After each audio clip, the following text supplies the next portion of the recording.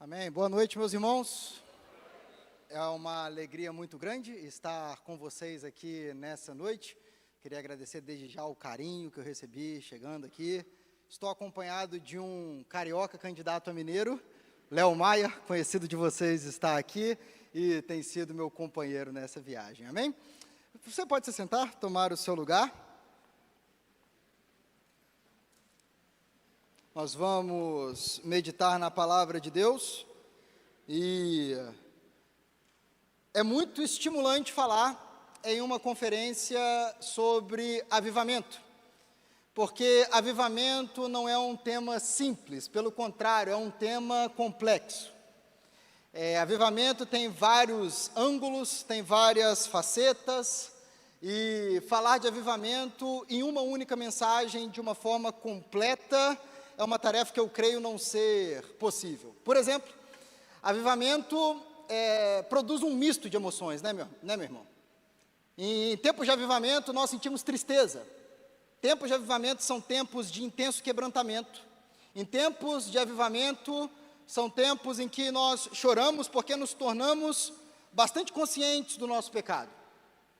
Avivamento também é um tempo em que tem tristeza, mas também tem ânimo. Nós nos enchemos de ânimo para fazer a obra de Deus, o ânimo em cantar, em evangelizar, em servir ao Senhor, também é frequente.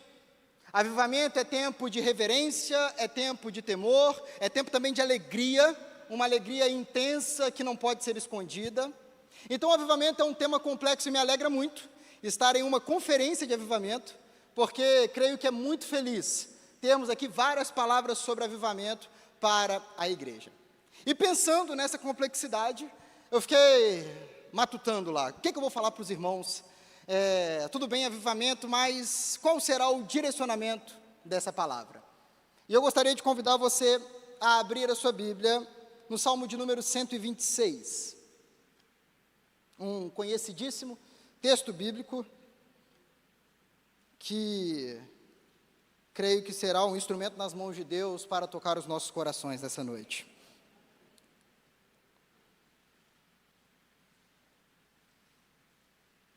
Salmo 126, e desde já eu convido você a manter a sua Bíblia aberta no decorrer da mensagem, porque nós vamos ler esses versículos algumas vezes, e se você usa a Bíblia aí pelo celular ou por dispositivos eletrônicos, não existe jeito melhor de você torrar a sua bateria do que com a palavra de Deus aberta no seu celular. Então, vamos ler o Salmo 126, apenas os 3 primeiros versículos. A palavra de Deus diz assim: quando o Senhor trouxe os cativos de volta a Sião, foi como um sonho. Então, a nossa boca encheu-se de riso e a nossa língua de cantos de alegria. Até nas outras nações se dizia: o Senhor fez coisas grandiosas por este povo. Sim, coisas grandiosas fez o Senhor por nós, e por isso estamos alegres. Amém. Senhor, nos dirija nessa noite e que Teu Espírito fale poderosamente aos nossos corações, para que vejamos a glória do Teu Filho e exaltemos o Teu santo nome. Esse é o nosso desejo. Amém e amém. Aqui, meus irmãos, no Salmo 126, nós temos o cântico de um povo. E depois você pode ler os demais versículos com calma, 4, 5 e 6. Mas nós temos aqui um cântico de um povo que sonhava em ver os cumprimentos da promessa de Deus, sonhava em ver a concretização das promessas de Deus, mas que já se alegrava no Deus que cumpre as suas promessas. Aqui nós temos um povo que vivia uma fase de lágrimas, de luta, de dor, mas que mesmo nessa fase de lágrimas, já se alegrava no Deus verdadeiro. Hoje, meus irmãos, eu quero falar com vocês sobre a alegria do avivamento. E esta é uma alegria que nós sentimos quando estamos vivendo um período de avivamento, uma alegria que não pode ser escondida de jeito nenhum. Mas essa também é uma alegria que quando é buscada, quando, digamos assim, nós buscamos essa alegria também aquece o nosso coração. Então, é uma alegria que tanto está presente em períodos de avivamento, como também é uma alegria que, quando buscada, atrai um avivamento genuíno para o povo de Deus. E para nós entendermos o recado que Deus tem para nós nessa noite, essa mensagem está dividida em 3 partes. Em primeiro lugar, nós vamos ver o Salmo 126 e o povo judeu, porque que estas pessoas estavam cantando e dizendo estas palavras. Em um segundo momento, nós vamos ver como essas palavras se aplicam a nós, a igreja do Senhor Jesus Cristo, hoje. E se você faz parte desse povo, diga amém. Amém. E, por último, nós vamos ver qual é a relação destas palavras com o tema proposto, o tema de avivamento. Então, por favor, dedique-se, preste atenção, porque eu tenho plena convicção que Deus quer falar poderosamente conosco nessa noite. Amém? Então, vamos lá. Nós precisamos, em primeiro lugar, entender por que este povo estava cantando estas palavras. E para nós entendermos, eu quero convidar você a fazer uma rápida viagem comigo pelo Antigo Testamento. Se você gosta de histórias, vai ser uma bela viagem, e principalmente porque não é uma história fictícia, é uma história real, é a história do Deus que ama e abençoa o seu povo. Então vamos lá. Essa história começa em Gênesis capítulo 12. Um dos capítulos mais importantes de toda a Bíblia.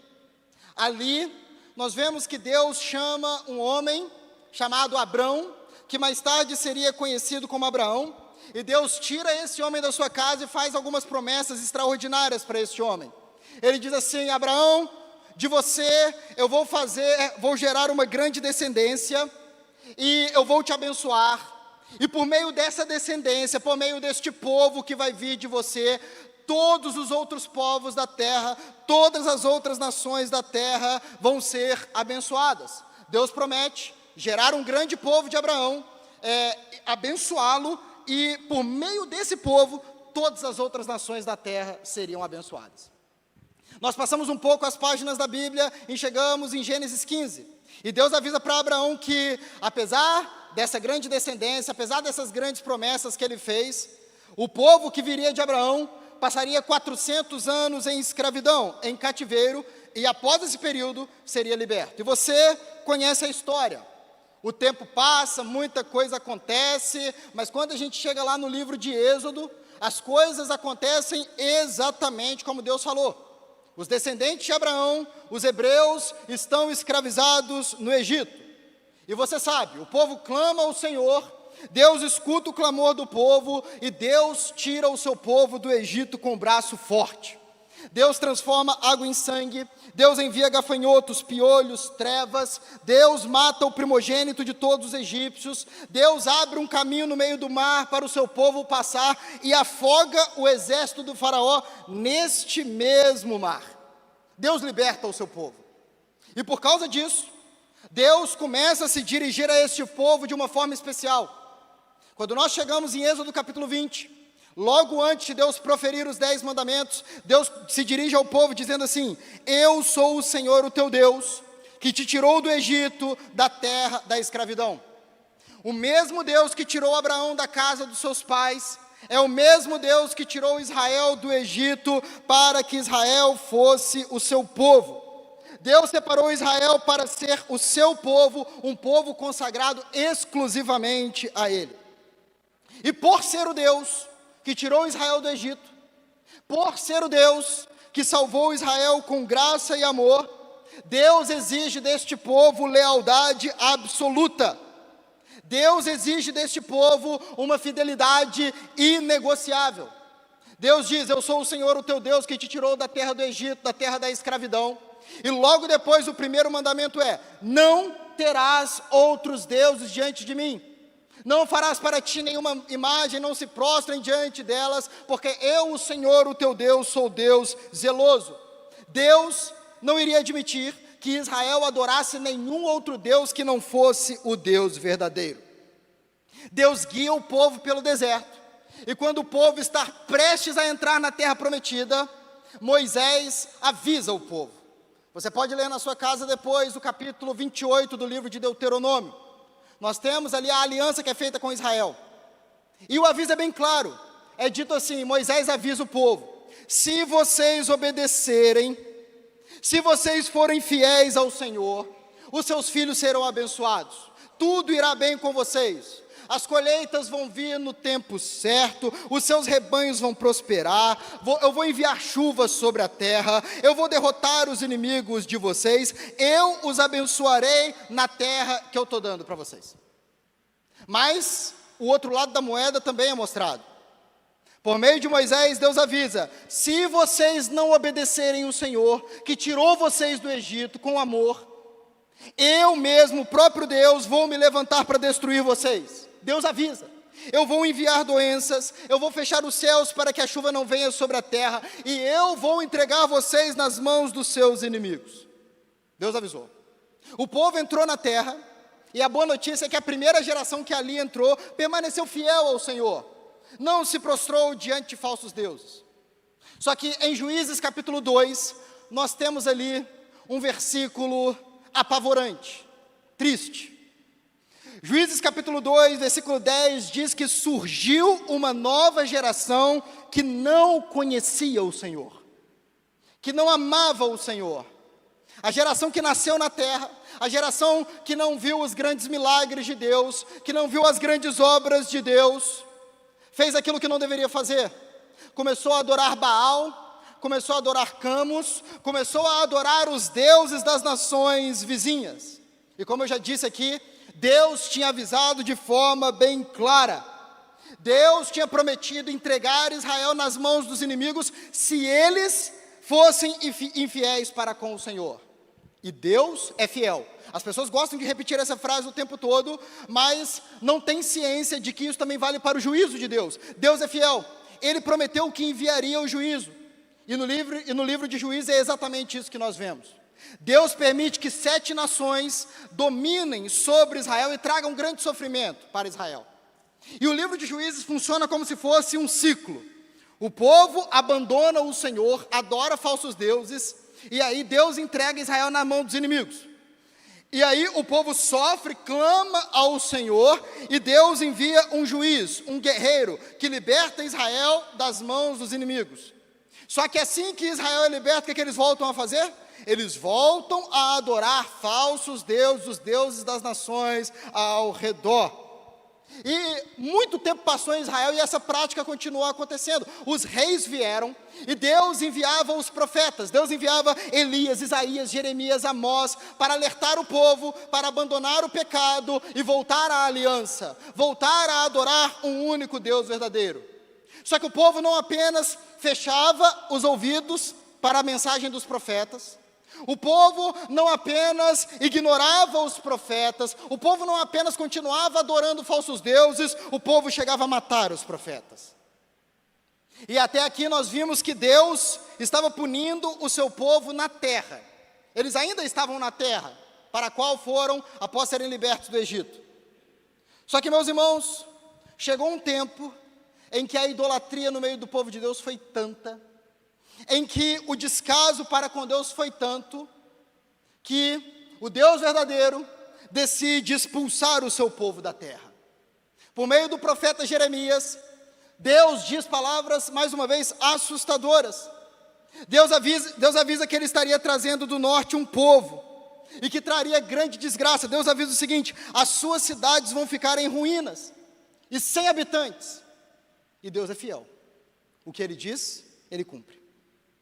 E no ano 586 a.C., Nabucodonosor, rei da Babilônia, cerca Jerusalém, invade a cidade, mata toda a família do rei, diante do rei, e logo depois disso fura os olhos do rei, para que a última coisa que o rei visse fosse a morte da sua própria família. Aquele dia foi um dia que jamais seria esquecido por toda a nação de Israel.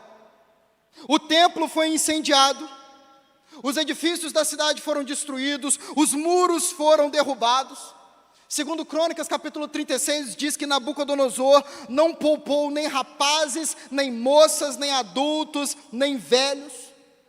Jerusalém ficou banhada de sangue.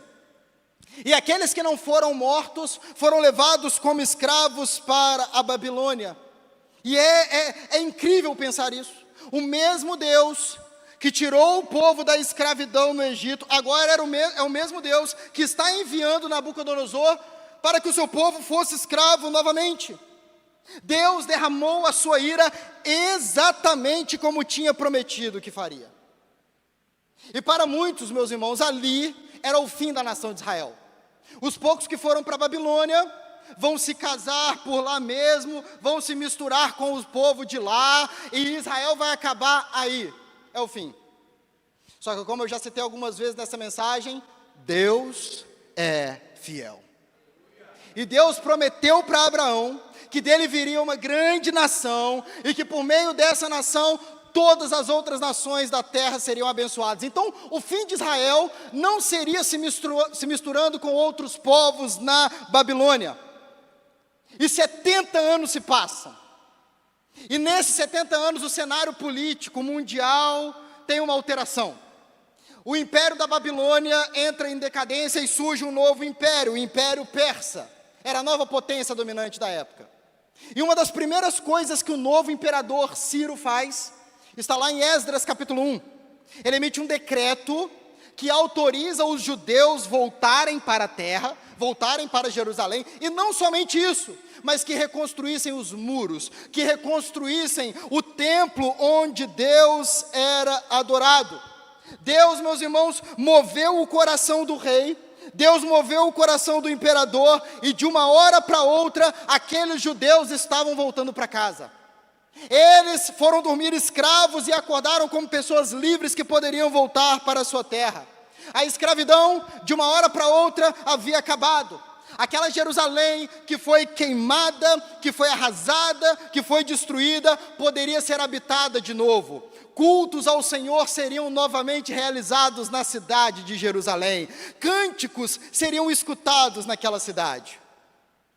E por isso que no Salmo 126, quando nós chegamos no primeiro versículo, nós encontramos logo essa fala. É dito assim: quando o Senhor trouxe os cativos de volta a Sião, foi como um sonho. Aqueles judeus, meus irmãos, eles mal podiam acreditar no que estava acontecendo. É bem possível que eles pensassem assim: nós achávamos que Deus tinha nos abandonado para sempre. Nós matamos os profetas do Senhor, nós adoramos falsos deuses. Na nossa cabeça, Deus tinha deixado a gente na Babilônia para acabar. Quando o Senhor nos trouxe de volta, isso parecia muito bom para ser verdade. Parece um sonho, mas não era sonho. Aquilo de fato estava acontecendo. Eles não iriam acordar no meio da noite e falar assim: poxa vida, que pena, isso se tratava apenas de um sonho. Não. Aqueles judeus viram que o mesmo Deus que moveu a natureza para libertar o seu povo do Egito, foi o Deus que também moveu o coração do rei para tirar o seu povo da escravidão da Babilônia. E sabe o que é interessante? É que existem paralelos muito claros nas duas libertações. Quando o povo é liberto do Egito, você se lembra o que o povo fez quando chegou do outro lado do mar? Você se lembra? O povo cantou. O povo se alegrou, o povo festejou, cantaram de alegria. E aqui, meus irmãos, não é diferente. Quando este povo recebeu a notícia que poderia voltar para casa, quando eles começaram a voltar para casa, uma alegria encheu o coração deles. Eles viram o que Deus estava fazendo, e por isso no versículo 2 é dito assim: então a nossa boca encheu-se de riso, e a nossa língua de cantos de alegria. Aquele povo, meu irmão, que chorou, vendo Jerusalém sendo queimada, agora louvava a Deus porque aquela cidade seria reconstruída. O povo que lamentou enquanto caminhava para a Babilônia, agora estava voltando cheio de riso e cheio de cântico nos lábios. Eu convido você hoje, antes de dormir, ler o Salmo 137. Porque o Salmo 137... é um salmo em que o povo ainda está na Babilônia, ainda está na escravidão. E neste salmo, o povo de Deus é provocado: cantem para nós algumas das canções de vocês, lá de Jerusalém, lá da terra de vocês. E os judeus falam assim: como nós poderíamos cantar as canções do Senhor numa terra estrangeira? E que a minha mão direita se atrofie se eu esquecer de ti, ó Jerusalém. Salmo 137 diz que eles penduraram as harpas, Penduraram os instrumentos e não havia cântico, porque eles estavam em terra estrangeira. Mas agora não. Agora eles pegam as harpas de volta, o coração se enche de alegria e eles se alegram no Senhor, dizendo: o Senhor fez grandes coisas por nós e por isso nós estamos alegres. Agora, meus irmãos, eles não estavam mais em prantos, agora a boca deles estava cheia de riso. E isso era tão nítido que era a mão de Deus, que até os outros povos reconheciam isso. A segunda metade do versículo 2 diz assim: até nas outras nações se dizia: o Senhor fez coisas grandiosas por este povo. Até para as nações que detestavam Israel, era nítido que o que estava acontecendo ali era a mão de Deus. Mais uma vez, quando as pragas estão caindo sobre o Egito, tem um versículo em Êxodo capítulo 8 que eu gosto demais. Chega uma hora que os magos do faraó viram para o faraó e falam assim: faraó, isso aí é dedo de Deus, isso aí é coisa de Deus. E da mesma forma, quando o povo estava saindo da Babilônia, as outras nações olhavam e falavam assim: isso daí só pode ser coisa de Deus. Deus está agindo em favor do seu povo. E o que você acha que o povo de Deus, o que você acha que a descendência de Abraão fazia quando escutava as outras nações falando assim: Deus está agindo em favor desse povo? Ah, meu irmão, a resposta não poderia ser outra, senão a que está no versículo 3. Eles dizem assim: sim, coisas grandiosas fez o Senhor por nós, e por isso nós estamos alegres. Eles concordavam: é verdade, Deus está fazendo grandes coisas, e é por isso que vocês podem ver toda essa alegria que nós estamos sentindo. Por causa daquilo que Deus tinha feito, aqueles homens e aquelas mulheres estavam cheios de alegria. Deus transformou o choro em riso. Deus transformou o luto em festa. Deus tirou o pranto e encheu aquele povo com cânticos de alegria. E por isso eles estavam cantando essa canção. E você fala assim: pastor, que coisa maravilhosa, que bênção, como Deus abençoou o povo dele nessa época. Mas e a gente, pastor? Como esse texto se aplica a nós? E aí nós chegamos à segunda parte dessa mensagem, que são o que esses versículos têm a ver conosco hoje, como Deus fala à sua igreja hoje, por meio desse cântico que foi cantado por pessoas há tantos anos atrás. Meus irmãos, entendam o que está acontecendo aqui.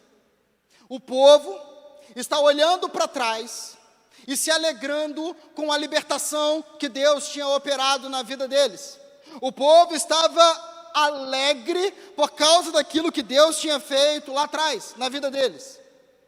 Queridos, se estes judeus podiam cantar essas palavras, nós hoje temos ainda mais motivos para olharmos para trás e nos alegrarmos no Senhor.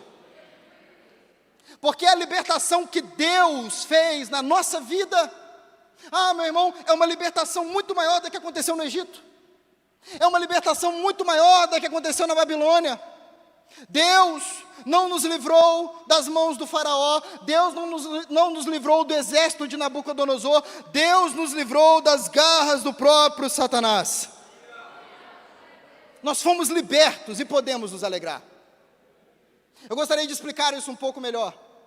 A palavra de Deus deixa claro que não existe ninguém que não tenha pecado, claro, com exceção do nosso Senhor e Salvador Jesus Cristo.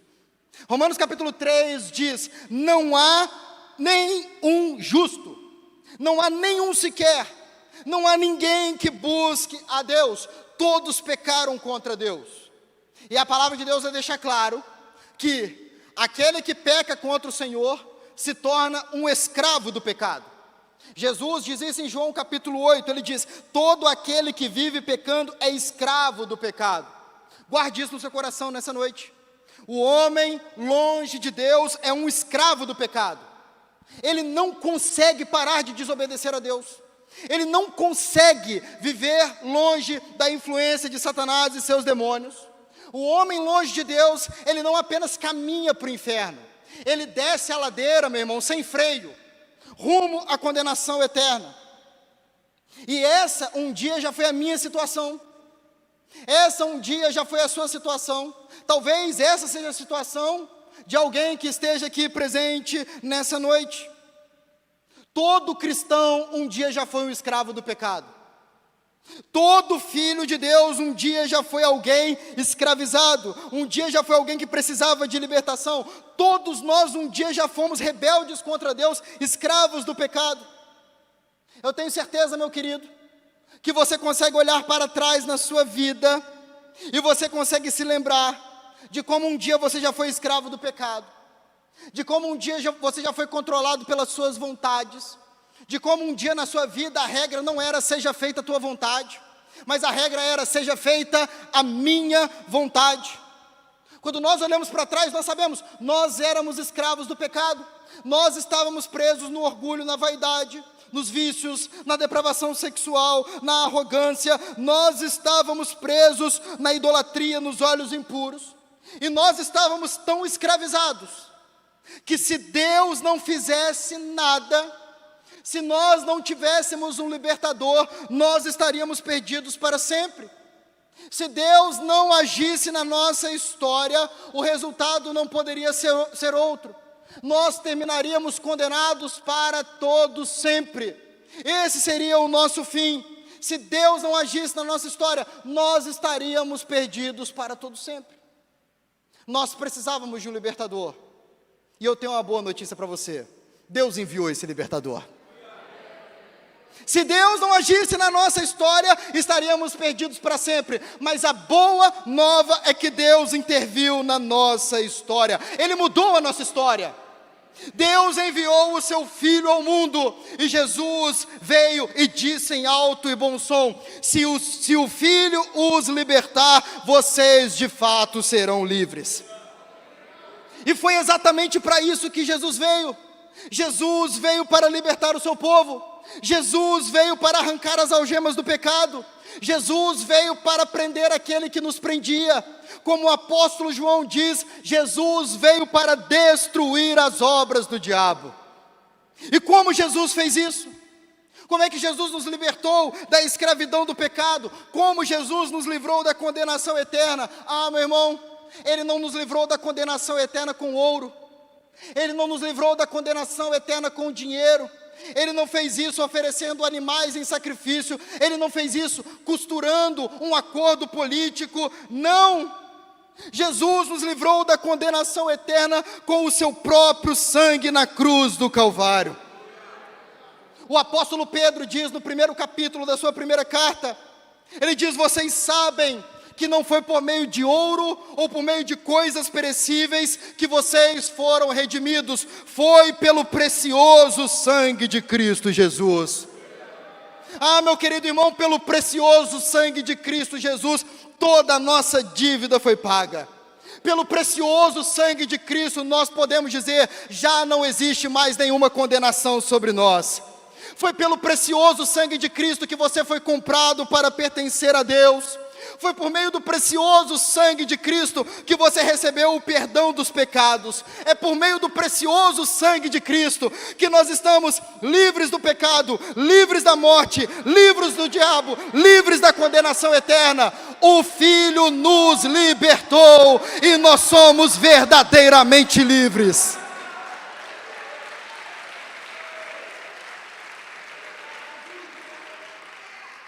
Nós devemos nos alegrar nessa libertação.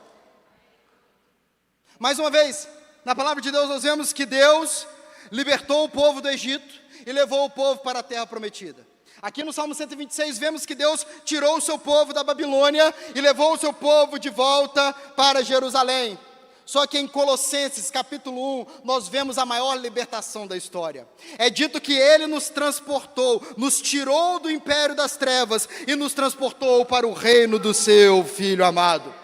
Jesus é aquele que nos liberta das garras de Satanás e nos leva até os braços do Pai. Por causa de Jesus, nós não somos mais inimigos, rebeldes. Por causa de Jesus, nós somos filhos de Deus, amigos de Deus. Por causa de Jesus, nós não somos mais cidadãos desse reino de trevas, nós somos cidadãos do reino de Deus. E eu acho que você vai concordar comigo que isso é um motivo de grande alegria. O que aqueles judeus cantavam, nós podemos dizer ainda mais.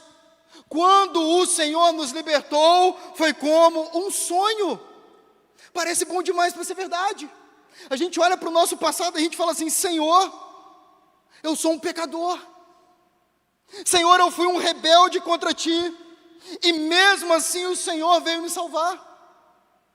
Eu merecia a Tua ira, mas eu recebi a Tua misericórdia.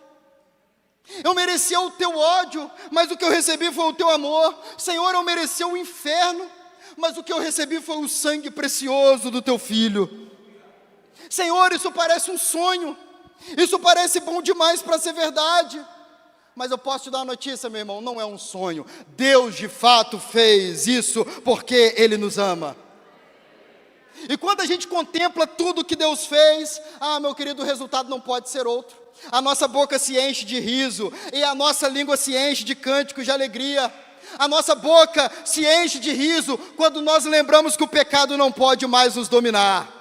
A nossa língua se enche de alegria, porque agora nós fazemos parte da família de Deus. Nós nos alegramos, porque o que nos espera não é uma sepultura gelada, mas é a vida eterna, no reino de Jesus Cristo, o nosso Senhor. Nós somos o povo que olha para trás e diz: sim, grandes coisas fez o Senhor por nós, e por isso nós estamos alegres. Nós somos o povo que se ajunta todos os domingos e diz: sim, o nosso Salvador nos libertou desse mundo de trevas, e por isso nós estamos alegres. Sim, o nosso Salvador nos perdoou de todos os nossos pecados, e por causa disso nós estamos alegres. Sim, porque Deus amou o mundo de tal maneira que deu o seu Filho unigênito, para que todo aquele que nele crê não pereça, mas tenha a vida eterna. Sim, por causa disso nós estamos alegres. Meus queridos irmãos, quando nós olhamos para trás, nós devemos ser gratos ao Senhor. Faça questão de nunca se esquecer daquilo que Deus fez por nós, da grande libertação que Deus realizou na nossa vida. Essa é a razão da nossa alegria. E é somente essa notícia que pode encher o nosso coração de uma alegria ultra circunstancial, que vai além das circunstâncias. Este mundo pode trazer algumas alegrias temporárias, que podem ser arrancadas de nós, mas a alegria das grandes obras que Deus fez pelo seu povo é uma alegria inabalável. O que este salmo nos ensina? Nos ensina que ao olharmos para trás, devemos ser gratos e nos alegrarmos em tudo aquilo que Deus já fez na nossa vida. Sermos gratos pelas bênçãos que Ele já deu, mas principalmente porque naquela cruz, o Filho de Deus se entregou por nós e conquistou para nós o direito de sermos filhos do Deus vivo. Mas aí surge a última pergunta. Tudo bem, pastor? Eu entendi porque aqueles judeus estavam cantando essa música naquela época. Eu entendo que hoje nós também devemos olhar para trás e nos alegrarmos com aquilo que Deus fez, sim. Mas qual é a relação de tudo isso com avivamento?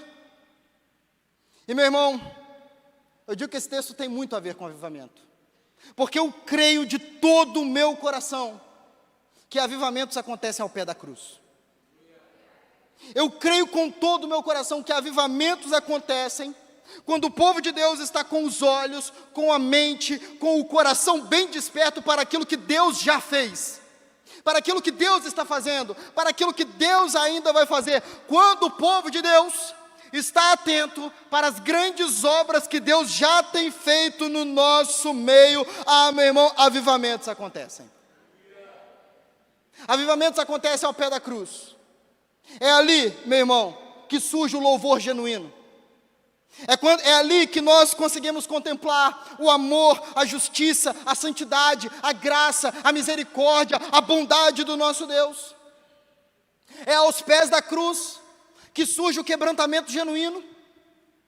É ali, diante do Filho de Deus ensanguentado e moído pelas nossas transgressões, que nós falamos: Jesus, filho de Davi, tem misericórdia de mim, porque eu sou um pecador.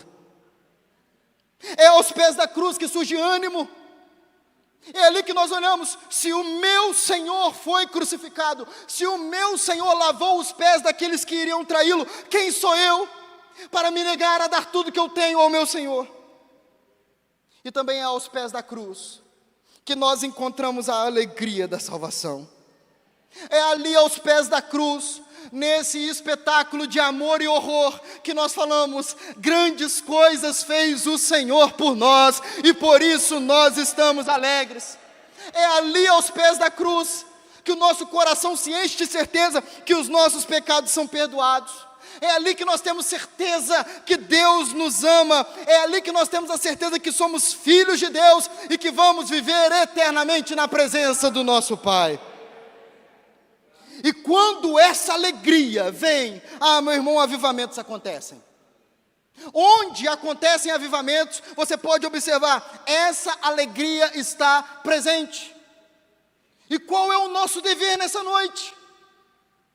Qual é a nossa obrigação nessa noite? Buscar essa alegria. Sim, procurá-la. Um dos meus salmos preferidos na Bíblia é o Salmo 103. E este salmo diz assim, o salmista ordena a sua própria alma, ele diz assim, bendiga ao Senhor a minha alma, bendiga ao Senhor todo o meu ser. E ele diz assim, não se esqueça de nenhuma de suas bênçãos. E ele começa a listar, é Ele quem perdoa os seus pecados, é Ele quem cura todas as suas doenças. Nós devemos buscar essa alegria no Senhor. Nós devemos buscar essa alegria nas grandes obras que Deus faz em nosso favor. A gente vive uma época, meus irmãos, em que muitos cristãos falam que estão desanimados. Eu estou desanimado. Eu não estou sentindo mais a mesma coisa. Pastor, o primeiro amor foi embora. E tem todo um vocabulário para justificar um desânimo. Mas sabe qual é um dos principais motivos dessa onda de desânimo que muitas vezes vemos ao nosso lado na igreja? Um dos motivos, meus irmãos, é que as pessoas se esqueceram daquilo que Deus fez. E quando eu falo se esqueceram, eu não estou falando que bateu uma amnésia e a pessoa nem sabe mais quem Jesus é. Jesus? Nunca ouvi falar. Quem é? Me conte um pouco mais sobre ele. Não é isso. Eu estou falando que as pessoas estão distantes daquilo que Jesus fez. A cruz está distante do coração. O sepulcro vazio já não enche os olhos mais de esperança. As obras de Deus estão longe dos lábios, da mente, do coração. Por que aquele povo estava alegre? O texto diz, por isso estamos alegres, porque eles se lembraram das grandes obras que Deus fez em favor deles. E quando a gente começa a se esquecer daquilo que Deus fez por nós, daquilo que Deus está fazendo, meu irmão, a gente começa a ter mais alegria em juntar tesouros nessa terra do que juntar tesouros no reino dos céus. Quando a gente começa a ficar distante das grandes obras que Deus fez por nós, meu irmão, a gente começa a gostar mais de diversão do que culto. A gente começa a ter prazer mais em futebol do que no reino de Deus. A gente começa a ter mais expectativa para pizza no sábado à noite com os amigos do que participar da mesa do Senhor. E as coisas que eu estou falando aqui não são ruins. Se divertir não é algo ruim, sair com os amigos não é algo ruim, ter posses nessa terra, essas coisas não são coisas ruins, mas são infinitamente menores do que as coisas que Deus fez por nós. É como querer comparar uma vela com a luz do sol. Um degrau com uma montanha, não dá para comparar. E por isso que às vezes a gente vê esse desânimo, porque essas coisas não são suficientes para te dar uma alegria inabalável. Essas coisas não são suficientes para quando você estiver no vale da sombra da morte, você dizer assim, eu não temerei mal nenhum. Essas coisas não são suficientes para preencher a sua vida. A cruz Jesus mas essas coisas não são. Então, meu irmão, o que vai encher o seu coração de alegria? O que vai encher a sua vida de uma alegria transbordante que não pode ser contida? Estar perto da cruz, estar perto da bendita esperança que nós temos, estar perto das grandes coisas que Deus fez pelo seu povo. Saia daqui, meu irmão, disposto a não viver longe disso, a não, meu irmão, se esquecer do Espírito Santo que habita entre nós, da ressurreição dos mortos que em breve nos aguarda. São essas bênçãos que enchem o nosso coração de alegria. Então, talvez você, eu não sei qual era a sua expectativa para essa noite, mas, meus queridos irmãos, existem coisas que Deus nos chama a fazer, e eu posso orar por você, eu posso clamar pela sua vida, para você sentir o toque do Espírito Santo nessa noite, amém. Mas nós também, existem responsabilidades que estão sobre nós, nós devemos sempre nos alegrar naquilo que Deus fez, como diz o Salmo 103, não se esqueça de nenhuma dessas bênçãos. Então, meu irmão, venha ouvir nesse lugar as grandes obras que Deus fez na sua vida, venha cantar as obras de Deus, leia as grandes obras que Deus fez em seu favor na sua palavra, e quando você for alguém que busca essa alegria, eu tenho total convicção, plena certeza, que o seu coração será aquecido de tal forma, que o resultado não vai ser outro, senão um lábio que proclama em alto e bom som, grandes coisas Deus fez por mim, e por isso eu estou alegre. Quando nós tivermos uma igreja que se aproxima da cruz de Jesus Cristo e fica ali, e contempla, e louva, e honra, meus irmãos, o resultado inevitável é um povo que se levanta e declara para todo este mundo ouvir, grandes coisas Deus fez por nós, e por isso nós estamos alegres. O resultado é uma luz que brilha no meio das trevas, é um sal que tempera esse mundo, é um povo que glorifica o nome do Senhor. Portanto, busque essa alegria, porque quando essa alegria é buscada, meu irmão, ela vem, e avivamentos acontecem, e a própria palavra de Deus nos encoraja.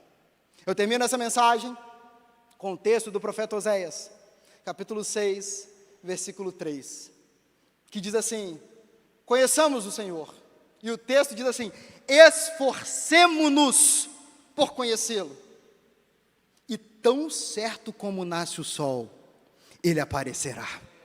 Se você crê nisso, meu irmão, fique de pé, vamos orar nessa noite.